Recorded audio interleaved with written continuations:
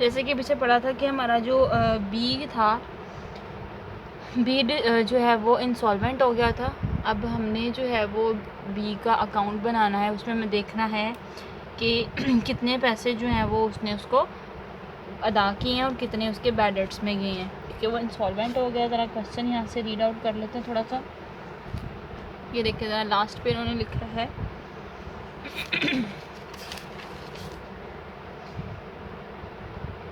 But before the due date of this bill, B became insolvent and are divided the of 25 पैसास, ठीक है, इन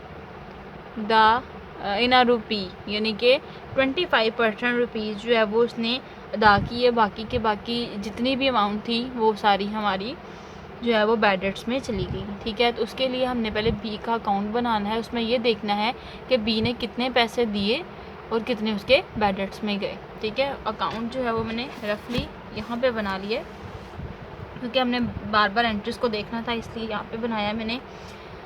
bills to be, bill receivable to be, यहाँ पे B हमारे पास credit हो रहा है तो हमने यहाँ पे क्रेडिट साइड पे लिख दिया, ठीक है। नेक्स्ट हमारे पास बी यहाँ पे जो है वो हाँ जी, यहाँ पे डेबिट हो रहा है, कितने से, बैंक और डिस्काउंट से, तो ये बैंक और डिस्काउंट हमने यहाँ पे लिख लिया, ठीक है। उसके बाद यहाँ पे हमारी एक एंट्री स्किप हो गई थी, जो कि बताया गया था कि ड्यू डेट पे जब ए ने बी को पैसे भेजे तो यहाँ पे बी ने एंट्री कर ली बैंक टू ए, लेकिन यहाँ पे स्किप हो गई थी, जो मैंने यहाँ पे एरो लगा के बता दिए कि इसके बाद हमने ये एंट्री करनी है कि बी टू बैंक की एंट्री थी कि बी को जो है वो उसने पैसे बैंक के थ्रू उतने भेज दिए। तो यहाँ पे हम लिखेंगे कि बी डेबिट हो रहा है बैंक की वजह से। नेक्स्ट है, अच्छा नेक्स्ट हमारे पास है बी हमारे पास क्रेडिट हो रहा है। तो इधर ये देखें 16,120 से जब हमारे पास बिल रिसीवेबल आया टोटल अमाउंट से, वो हमारे पास कहाँ गई, सॉरी यहाँ पे एंट्री रह गई है जी, ये वाली, ये भी यहाँ पे डेबिट हो गया दोबारा से 36,120 से, ठीक है। वो हमने यहाँ पे लिखा, ठीक है। उसके बाद की एंट्रीज हैं यहाँ पे, इधर बी हमारे पास बिल रिसीवेबल की वजह से जो है वो डेबिट हो रहा है। अमाउंट हमने बी की लिखनी है, लेकिन हमने देखना है कि बी क्रेडिट हो रहा है बिल रिसीवेबल की वजह से, तो बी की अमाउंट हमने 36,120 रुपये यहाँ पे लिख लिए और अमाउंट हमने लिखी उसकी जितनी उसकी बी की अमाउंट थी। उसके बाद बी हमारे पास डेबिट हो रहा है बिल रिसीवेबल की वजह से, तो ये यहाँ पे हमने बी को डेबिट कर दिया। उसके बाद बी क्रेडिट हो रहा है कैश की वजह से, तो यहाँ पे बी यहाँ पे हमने क्रेडिट कर दिया कैश की वजह से। उसके बाद हमारे पास इधर भी कोई एंट्री नहीं, इधर भी। अच्छा नेक्स्ट हमने बनाई थी यहाँ पे एंट्रीज, इधर क्या हो रहा है, बी टू बिल रिसीवेबल, यानी कि बी डेबिट हो रहा है बिल रिसीवेबल की वजह से, ठीक है। तो ये सारी एंट्री हम लोगों ने यहाँ पे लिख ली और यहाँ पे जो है वो टोटल बिल यहाँ पे जी, यहाँ पे भी बी की एंट्री थी, इसमें बी यहाँ पे गलती से ए लिख किया गया था, यहाँ पे बी लिख दिया है।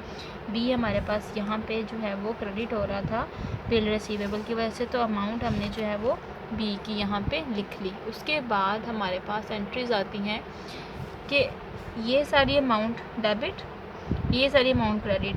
अब इसमें से इन सबको प्लस किया तो ये रकम आ गई, ठीक है। प्लस करने के बाद जो हमारे पास ये अमाउंट है, इसमें से ये चारों अमाउंट्स हमने यहाँ तक माइनस की, तो हमारे पास बाकी जो अमाउंट बची, कैलकुलेटर किधर गया, कैलकुलेट मैं करती हूँ ज़रा आपके सामने ताकि मज़ीद आपको क्लियर हो जाए।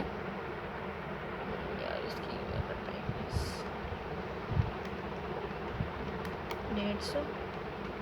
27,000, 36,120, 36,720, 27,120, तो हमारे पास 1,35,960 रुपये आ गए। इसमें से हमने अब क्रेडिट वाली अमाउंट्स को माइनस कर देना है, 36,000 माइनस 36,120 माइनस 10,000 माइनस 26,720, ठीक है, ये रकम हमारे पास आई, यानी कि हमारे पास 27,120 जो है वो रकम आई। इसका उन्होंने कहा कि 25% उसने अदा कर दिया, तो इसका 25% हम लेंगे तो आ गया 6,780 रुपये। ये अमाउंट उसने जो है वो पे कर दी, ठीक है। बाकी रिमेनिंग अमाउंट कितनी, 27,120 हमारे पास आ गई 20,340, और ये जो 20,340 वो यहाँ पे लिख दिया मैंने, जो कि हो गए बैड डेट्स,